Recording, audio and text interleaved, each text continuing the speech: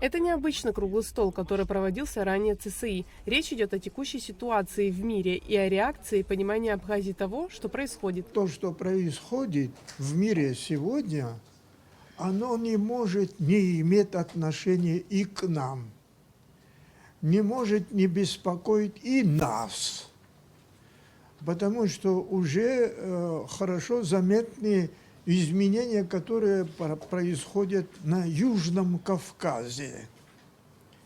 Значит, нам хотелось бы не просто предложить наше понимание, наше видение, а сперва послушать других представителей нашего общества, послушать и узнать их мнение. Олег Доменев вспомнил о политическом руководстве Абхазии в советский период. Он отметил, что в то время была мощная политическая элита, которая, как правило, выступала от имени общества. Политические круги, как правило, они зависимы не только от общества, но и от других политических структур.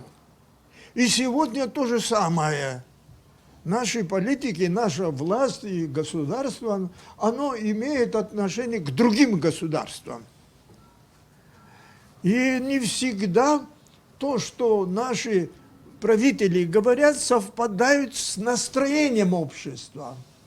А тем более в самом обществе, наше общество сегодня, оно здесь звучит самые разнообразные мнения.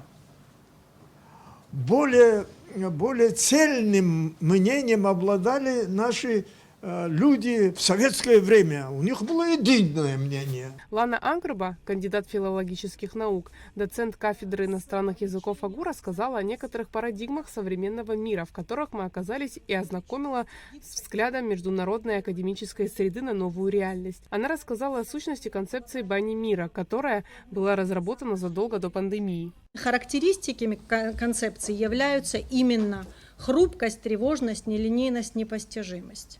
Собственно говоря, современный мир переживает идеальный шторм, и мы все это видим. Уже в научных терминах это вот подтверждается. И среди множества наблюдаемых политико-экономических деструктивных факторов, я как не специалист сейчас перечислю, возможно, коллеги-специалисты еще добавят к этому списку того, что мной упущено. Это международные торговые, финансовые, энергетические, технологические санкции, эмбарго, колоссальные расходы на военные операции и антивоенная релокация, то есть иммиграция интеллектуального капитала, ухудшение логистических связей. А Герман Маршан, секретарь Священной митрополии Абхазии, в своем выступлении рассказал о необходимом настрое в условиях геополитических сдвигов, происходящих в регионе. Также о Церковном институте Абхазии в связи с сегодняшними проблемами, возникающими на Ближнем Востоке.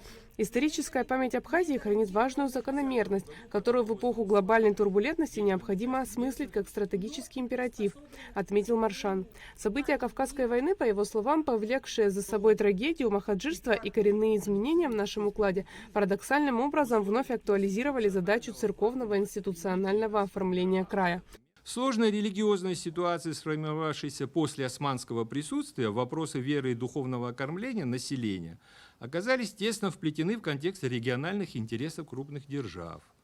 Основная экзистенциональная необходимость сбережения, осознавая, что необходимо сберечь свой народ в условиях такого противостояния, последний владетель Абхазии, князь Михаил Чачба, в 40-х годах проявил высокую дипломатическую настойчивость. Он обратился с официальным прошением к императорской власти, и кавказскому наместнику, и к Воронцову всесторонне, обосновывая важность восстановления древней абхазской кафедры, по его мнению, с центром в Ихнинском храме. По мнению Маршан, важно фиксировать свои права в момент слома старого миропорядка, поэтому мы обязаны действовать на опережение. Эта историческая преемственность ближневосточного вектора нашей субъектности находит глубокое символическое подтверждение в событиях текущего времени. В текущем году международный аэропорт Сухум имени Владислава Ардземба впервые в новейшей истории приземлился в специальный авиарейс из Тель-Авива, доставивший в Абхазию святыню христианского мира, благодатный огонь из Иерусалима. Делегацию паломников, совершившую эту важнейшую миссию, возглавлял председатель фонда святого апостола Симона Канонита Рав Харадзе. Тот факт, что священное пламя было оперативно доставлено во все храмы Абхазии. Сам перелет стал одним из первых за долгие десятилетия международных рейсов, осуществленных в нестандартных административных рамках бывшего советского пространства, символически указывает на духовные перспективы нашего развития, на мой взгляд. Алиса Барзани, пресс-секретарь МИД Абхазии, отметила, что кризис на Ближнем Востоке уже давно вышел за рамки глобального противостояния. Он стал частью более широкой трансформации системы международных отношений. Первое изменение – это изменение самой сути и характера отношений. Прежде всего, происходит постепенное размывание прежней модели глобализации, основанной на доминировании одного центра принятия решений. Сегодня усиливается роль альтернативных центров влияния. В частности, растет значение таких объединений, как БРИКС, ШОС. Более самостоятельными в своей внешней политике становятся страны глобального юга. Это формирует не просто многополярный, а более фрагментированный и конкурентный международный порядок. Что касается Абхазии и взаимоотношений со странами Ближнего Востока, нашим главным и основным партнером, конечно же, является Сирийская Арабская Республика, которая в 2018 году нас признала. Несмотря на все те внутренние трансформации, которые произошли в Сирии, наши отношения продолжают сохранять устойчивость. Говорили о политике, о культурно-религиозном аспекте проблемы конфликта, о роли образования в новых геополитических сценариях. Аэлита Арутюнян, Ахрамичева, Абхазское телевидение.